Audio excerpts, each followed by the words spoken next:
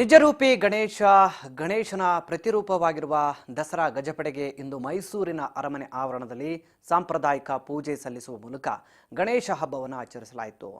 ಸದ್ಯ ಧಾರಾಕಾರ ಮಳೆಯ ಮಧ್ಯೆ ಕೋಡಿ ಸೋಮೇಶ್ವರ ದೇವಾಲಯದ ಆವರಣದಲ್ಲಿ ಒಟ್ಟಾಗಿ ಗಜಪಡೆಗೆ ಪೂಜೆಯನ್ನು ಸಲ್ಲಿಸಲಾಯಿತು.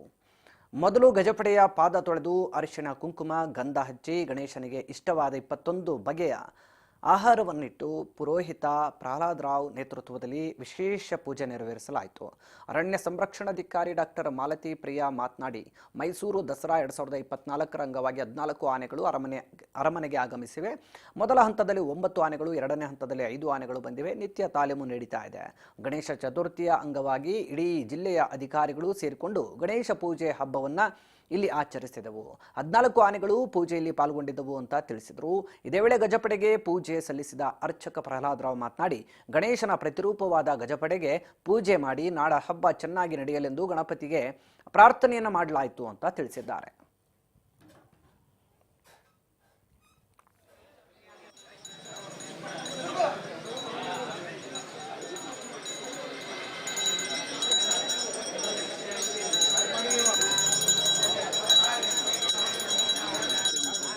ಗಣೇಶ ಪೂಜೆ ಅಂಗವಾಗಿ ಇಡೀ ಜಿಲ್ಲೆ ಅಧಿಕಾರಿಗಳು ಸೇರಿಕೊಂಡು ಇಲ್ಲಿ ಒಂದು ಗಣೇಶ ಪೂಜೆ ಹಬ್ಬವನ್ನು ನಾವು ಹಮ್ಮಿಕೊಂಡಿದ್ದೀವಿ. ಇದರಲ್ಲಿ ಎಲ್ಲ ಆನೆಗಳು ಒಟ್ಟು 14 ಆನೆಗಳು ಏನು ಬಂದಿದೆಯೋ ಅದೆಲ್ಲ ಪೂರ್ಣವಾಗಿ ಪಾಲ್ಗೊಂಡಿದೆ. ಮತ್ತು ನಮ್ಮ ಅರಣ್ಯ ಇಲಾಖೆಯವರು ಪ್ರತಿಯೊಂದು ಕೂಡ ಕಟ್ಟುನಿಟ್ಟಾಗಿ ದಸರಾ 2024 ತುಂಬ ಚೆನ್ನಾಗಿ ಆಗಬೇಕು ಅಂತ ನಿಟ್ಟಿನಲ್ಲಿ ಚೆನ್ನಾಗಿ ಮಾಡಿಕೊಂಡು ಬರ್ತಾ ಇದ್ದಾರೆ. ಇವತ್ತು ಹಾಗೆ ಈ ಹಬ್ಬಕ್ಕೆ ನಮ್ಮ DC ಲಕ್ಷ್ಮೀಕಾಂತ್ ರೆಡ್ಡಿ ಅವರು ಕೂಡ ಬಂದಿದ್ದರು, ಮತ್ತು ಕಮಿಷನರ್ ಅವರು ಸೀಮಾ ಲಟ್ಕರ್ ಬಂದಿದ್ದರು, ಮತ್ತು ಅನೇಕ ಅರಣ್ಯ ಅಧಿಕಾರಿಗಳು ಕೂಡ ನಮ್ಮ ಜೊತೆಗೆ ಇದರಲ್ಲಿ ಪಾಲಿಸಿ ತುಂಬ ಚೆನ್ನಾಗಿ ಆಗಿದೆ ಇವತ್ತು ಕಾರ್ಯಕ್ರಮ. ಇದೇ ರೀತಿಯಲ್ಲಿ ಇನ್ನು ಮುಂದಿನ ದಿವಸದಲ್ಲಿ ಕೂಡ ತಾಲೀಮ್ ನಡೀತದೆ ಮತ್ತು ದಸರಾ 2024 ನಾವು ತುಂಬ ಚೆನ್ನಾಗಿ ಹಮ್ಮಿಕೊಳ್ತೀವಿ.